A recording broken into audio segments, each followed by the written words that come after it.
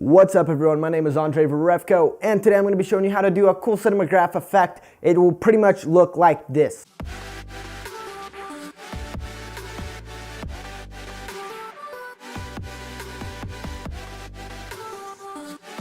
So that's pretty cool, right? That's not one of mine. I just borrowed it from another YouTube video. Don't worry, I didn't steal it. I'm just borrowing it. Anyways, I'm going to be showing you how to make that with a cool software called Flickgraph. Right now I'm about to have breakfast because it's pretty early in the morning and I haven't had breakfast. Yeah, so I'm going to be getting right into it whenever I'm done eating, so I'll catch you guys there. All right, actually, before I hop right into it, I'm going to tell you a little more about Cinemagraphs. So the purpose of Cinemagraphs, there's no really purpose, it just looks dope. But what you can do is use it on social media. It really stands out on your page. It looks super cool.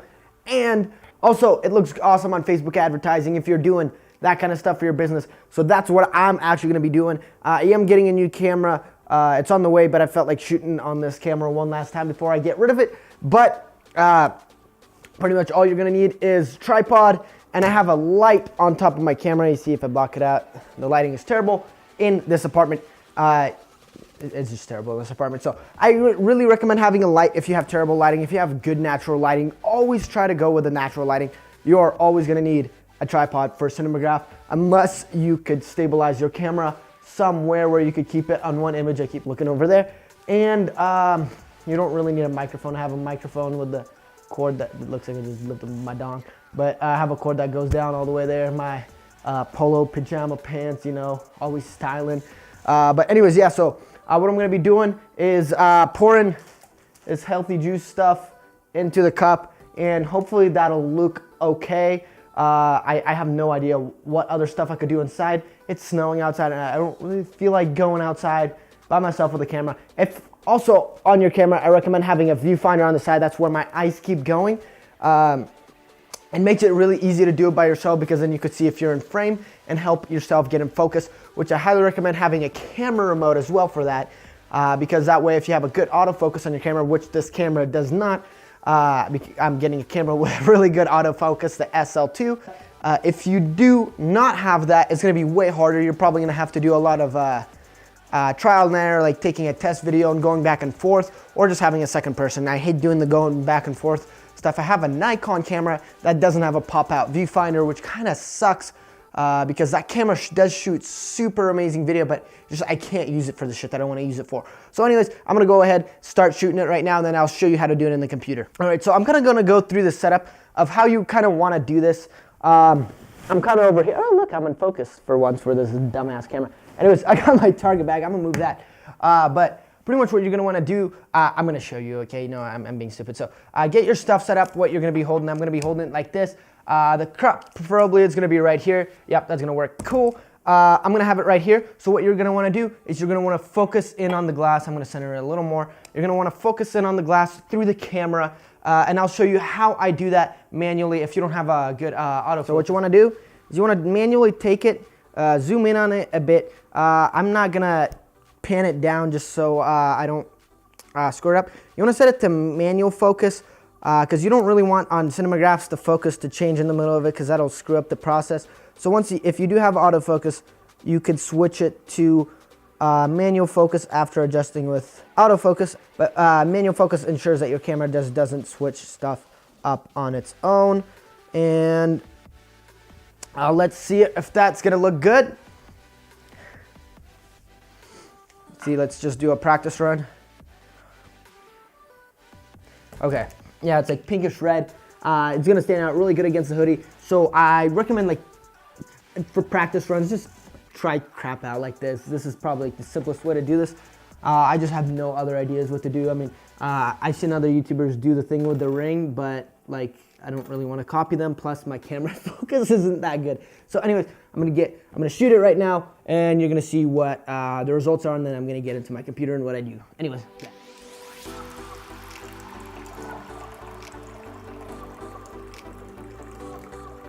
All right, so that was the take. Now I gotta drink this healthy juice. That smells good, okay, actually.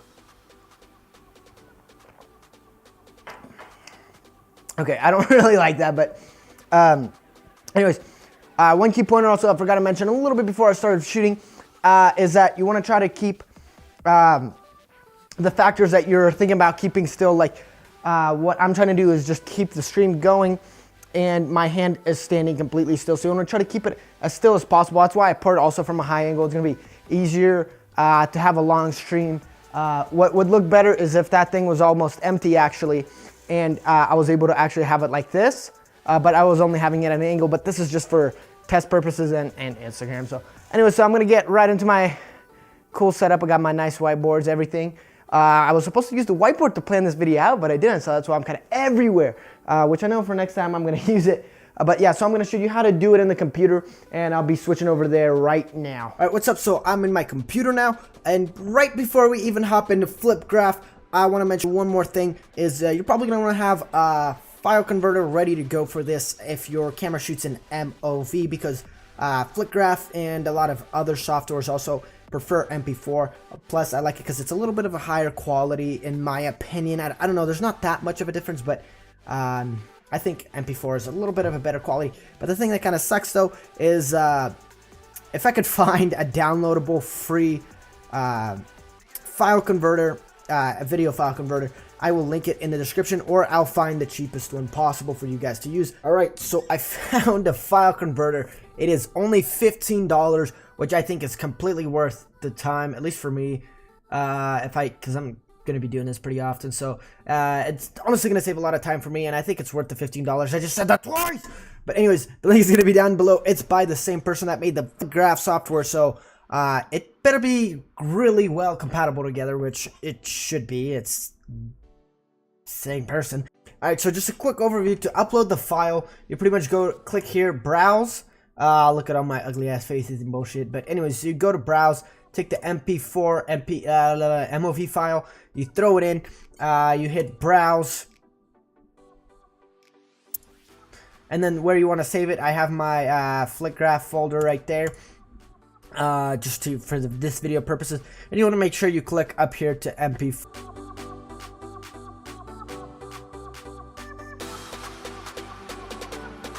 Alright, so I'm getting into this file. I was trying to figure out why the quality of the video was kind of crappy, and then I realized the original file was kind of crappy itself too, because of my lighting, my terrible ass lighting. Luckily I'm getting a new lighting thing anyway, so that's gonna help out. That's why the importance of lighting is very high, I guess. But anyways, I'm gonna show you how to do this. Of course it's gonna look better after it is converted, because I just screwed around with it, checked it out. So when you first import it into here, after converting it into the AVI file, which is the best file, in my opinion, it will look kind of crappy, but I guess that is just for quick rendering purposes. So what you're going to want to do is select the frames that you want to be moving behind. So right here, I'll go, let's see, where am I done tilting? I am like right there, and then I want to cut it off. I keep tilting more and more. Here's where I really actually stop tilting, so I'll keep it right there. I'll scoot this one up as well. Shit. Did I just... Okay. I mean, dumb. Anyways, about right there. Ow. Ow. Ah. Yeah, I know. I think that's gonna be cool. Speed. You could change the speed of which it plays at, which is pretty cool. You can make it slow motion. But if it's not 60 FPS, it's going to look choppy like that. So I'm just going to keep it really smooth, just how it is. My nose is being stupid.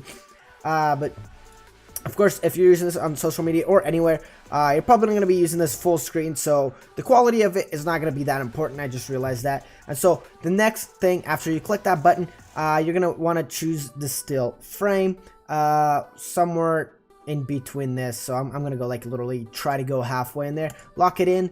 Click that camera icon. And then here's what you want to do. You want to turn opacity up all the way right now at first. Make the size a little bit smaller. This is just what I do. And then smoothness. I'll go like that. And then what you want to do is get all that in. And nope.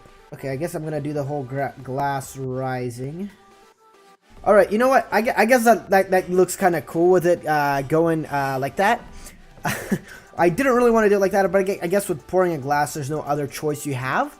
So if you want to do pouring a glass and be basic like me, and Anyways, and then what you could do is bouncing where it goes up and down. So all you want to do is export video at this point. Keep it at the highest resolution possible, just, you know. And then I guess I did record this at 29.97. I'll put it to 30. It's the same thing, pretty much. I'm hoping that doesn't do anything bad. No, I'll just put it 29. And then I'll do 3 loops because I'm going to put this on Instagram. And on Instagram, it will automatically loop the video, but it will look a little bit better and smoother if you go 3 loops at a time and whatever and upload the video. I think that looks the best. And you could use it as a .gif format. You probably are going to get mad at me because some of you probably say GIF. I don't give a crap. You know what? But that could be used for web purposes. It does lower the quality, so I'm just going to keep it as MP4. And, yep, export. Alright, so I'm going to export it, show you guys how that looks.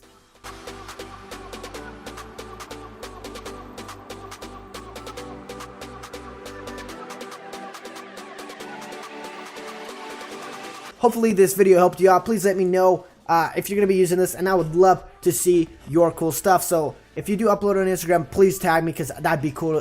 Be sick to see more cinemagraphs because I don't see a lot of people doing cinemagraphs right now, but I see it's kind of on the rise. So I want to see your cinemagraphs, so be sure to tag me on Instagram when you upload yours. And my name is Andre Verefko, and I'm signing off. I'll see you guys in the next video.